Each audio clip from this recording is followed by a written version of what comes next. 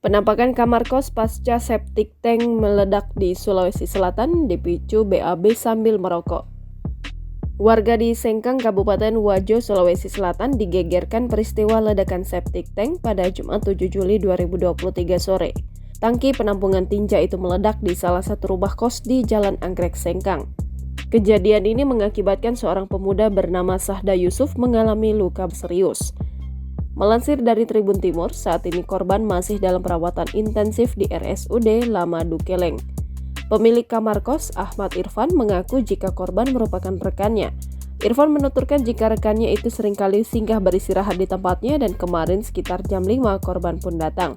Sementara itu, Kapolres Wajo AKBP Haji Fatur Rohman turun langsung mendampingi Pusat Laboratorium Forensik serta tim Inafis Polres Wajo melakukan olah TKP pada Sabtu 8 Juli 2023. Pihaknya juga melakukan pengamanan oleh tim peninjak bom Datasemen C Brimob Bone di area tersebut. Kemudian, berdasarkan olah TKP, penyebab ledakan terjadi akibat adanya unsur gas dari septic tank yang diduga mengalami kebocoran.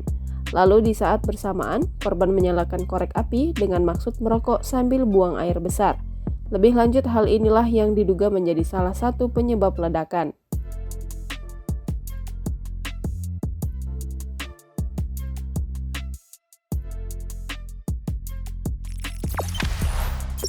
Jangan lupa subscribe, share, komen, dan like ya!